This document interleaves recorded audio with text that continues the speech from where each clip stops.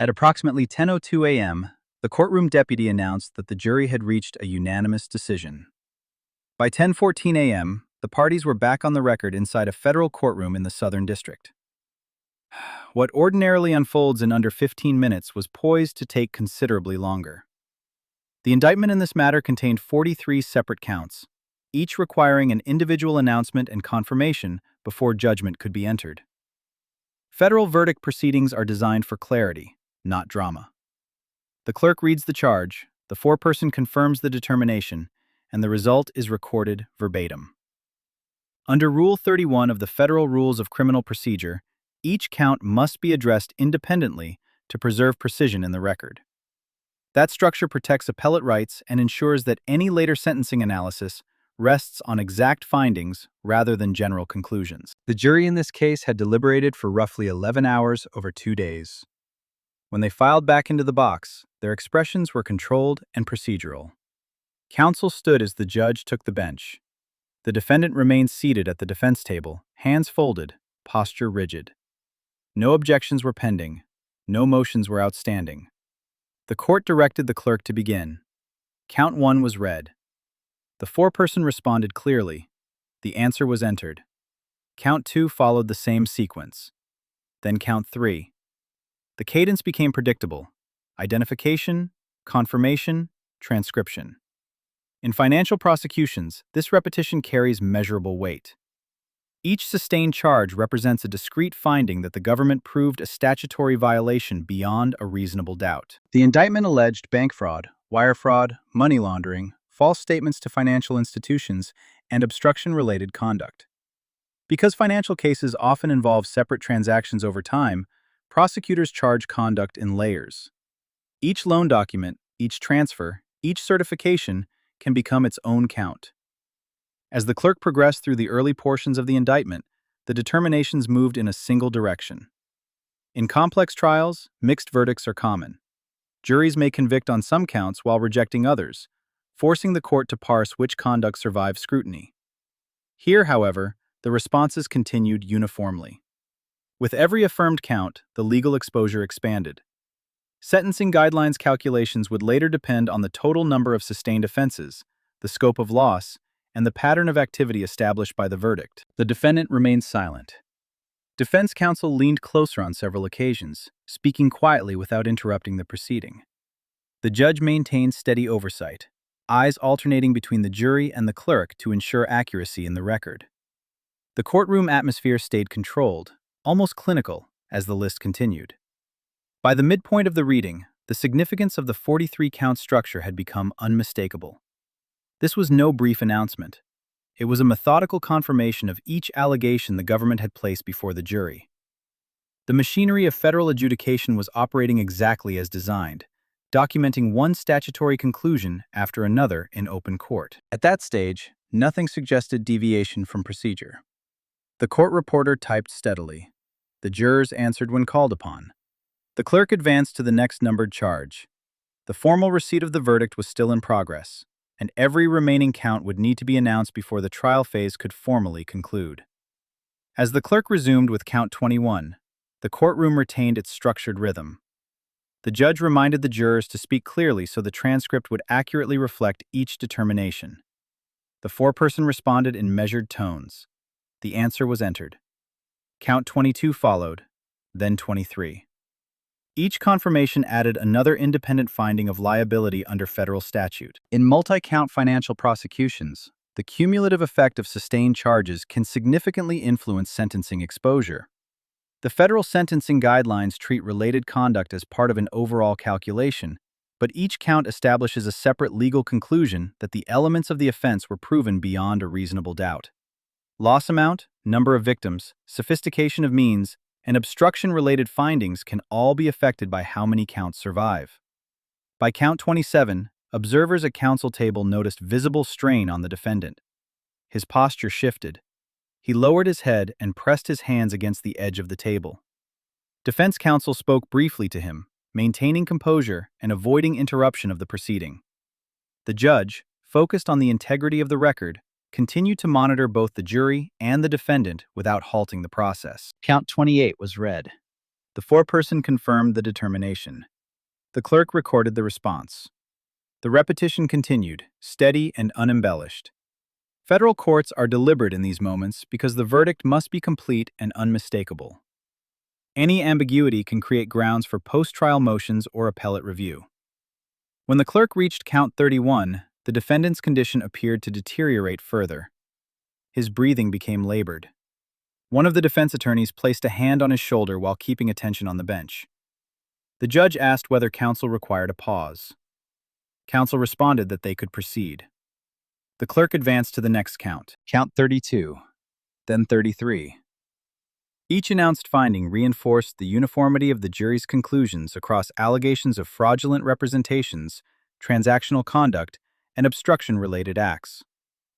The courtroom remained silent except for the clerk's voice and the foreperson's confirmations. Moments later, as count 34 was being recorded, the defendant lost physical stability. His chair shifted backward, and he fell to the floor beside the defense table. The judge immediately ordered the proceeding suspended. The record reflects that the reading was paused mid-sequence. Federal marshals moved quickly to secure the immediate area and provide assistance. The judge directed the jury to return to the deliberation room to prevent exposure to an unrelated medical emergency. Court security requested emergency medical services without delay. Defense counsel knelt beside their client while marshals ensured space for responders. The courtroom atmosphere shifted from procedural formality to controlled urgency. Such interruptions fall within the court's inherent authority to manage proceedings and ensure safety. The trial phase was technically still open because the verdict had not been fully received. Until all counts are announced in open court, the judgment cannot be formally entered. Paramedics arrived and assessed the defendant's condition. Vital signs were checked. Oxygen was administered. After several minutes, the defendant regained consciousness and was assisted into a seated position. Medical personnel conferred with counsel and the court regarding stability. The judge reconvened the record to document the incident, noting the pause and the medical evaluation. Transparency in the transcript is essential in federal proceedings to prevent later disputes about what occurred. After consultation with paramedics, the court determined that the defendant was stable enough for the verdict reading to resume. The jury was brought back into the courtroom. The judge confirmed on the record that proceedings would continue from count 34, the point at which the interruption occurred. When the jurors returned to the box, the judge addressed them briefly, confirming that the court would proceed from the last fully recorded count. The clerk restated count 34 to ensure clarity in the transcript. The foreperson responded without hesitation. The answer was entered. The formal cadence resumed. Count 35 followed, then 36. Each announcement was delivered in the same neutral tone that had defined the earlier portion of the proceeding. The defendant, now seated upright with assistance, remained silent. Medical personnel stood just outside the well of the courtroom in case further intervention became necessary. Defense counsel conferred quietly but did not request a continuance. The significance of completing the reading cannot be overstated. Under federal procedure, a verdict is not legally received until every count in the indictment has been announced in open court and confirmed by the jury. Partial readings leave the matter procedurally incomplete. The court therefore had an obligation to finish the sequence before transitioning to the post-verdict phase. Count 37 was read. The foreperson confirmed the determination. The clerk recorded it.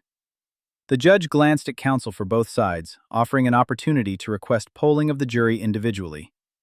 Defense counsel declined. The government likewise made no request. The collective confirmation stood. Counts 38 through 40 were addressed in steady succession. Each response reinforced the uniform direction of the verdict across allegations of fraudulent loan documentation, electronic communications tied to financial transfers, and related obstruction conduct. The record reflected no deviation, no split findings, no acquittals. By the time the clerk reached count 41, the practical implications were evident. A conviction across a broad indictment consolidates the government's theory of the case and narrows the issues for any post-trial motion. Challenges may still be filed under Rule 29 for judgment of acquittal or Rule 33 for a new trial, but the evidentiary burden shifts significantly once a jury has returned unanimous guilty findings on every charged offense. Count 42 was announced and confirmed. The clerk then read Count 43, the final allegation in the indictment. The foreperson responded clearly. The determination was entered into the official record.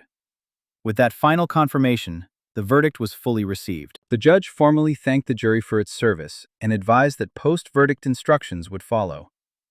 Before excusing them, the court inquired once more whether either party wished to have the jury polled individually. Both sides declined.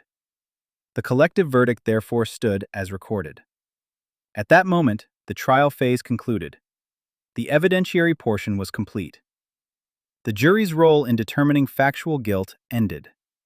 The case transitioned from adjudication to sentencing preparation, a distinct procedural stage governed by federal statute and structured analysis.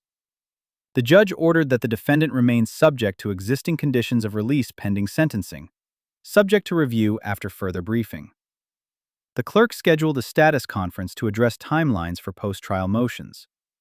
The record reflects that counsel acknowledged those deadlines. The courtroom, which had shifted briefly into medical response mode, returned to procedural order. What remained was not uncertainty about the verdict, but the structured process that follows every federal conviction. With the jury excused and the verdict entered on all 43 counts, the court moved immediately into the post-conviction phase that follows every federal trial. The judge set a sentencing date several months out to allow preparation of a pre-sentence investigation report by the United States Probation Office. That document will now become central to the next stage of proceedings. A pre-sentence investigation report, commonly referred to as a PSR, compiles detailed financial and personal information relevant to sentencing. Probation officers review trial evidence, calculate monetary loss, identify the number of victims, and assess whether any statutory enhancements apply. They also examine the defendant's criminal history, employment record, family background, and health considerations. Unlike trial advocacy, the PSR is designed to provide the court with an objective summary. Application of the federal sentencing guidelines will form the analytical foundation. Although advisory rather than mandatory, the guidelines require the court to calculate an offense level based on measurable factors. In financial cases, that often includes the total amount of loss attributed to the conduct, the complexity or sophistication of the scheme, the involvement of financial institutions, and any obstruction findings. Because the jury sustained all counts, the aggregate conduct will be evaluated in its entirety. Both parties were directed to submit sentencing memoranda after receiving the draft PSR. The government is expected to argue for guideline enhancements it believes are supported by the verdict and the trial record. Defense counsel will have the opportunity to file objections to any factual statements in the report and to argue for mitigating factors under 18 U.S.C. Section 3553A. Those statutory factors require the court to consider the nature of the offense, the history and characteristics of the defendant, deterrence, public protection, and sentencing consistency nationwide. If disputes arise regarding guideline calculations, the court may hold an evidentiary hearing before finalizing the advisory range. The judge must resolve contested issues on the record and explain how the ultimate sentence is determined. Transparency at this stage is essential because the reasoning becomes the basis for any potential appeal. The defendant's release status will also remain under review. The court retained authority to modify conditions if circumstances warrant, particularly in light of the conviction on multiple felony counts. Pretrial services will continue monitoring compliance until sentencing. Post-trial motions may be filed within the time limits established by the federal rules of criminal procedure. A motion for judgment of acquittal or a motion for a new trial would require the court to assess whether the evidence was legally sufficient or whether procedural error affected substantial rights. However, the jury's unanimous verdict across all charges establishes a substantial evidentiary foundation. When sentencing occurs, the court will impose a term consistent with statutory maximums attached to each count and guided by the advisory range. Restitution, forfeiture, and supervised release conditions may also be addressed. Once judgment is entered, the defendant will have the right to file a notice of appeal. The courtroom events that began with a routine verdict reading have now shifted into the structured, document-driven process that determines final consequences under federal law.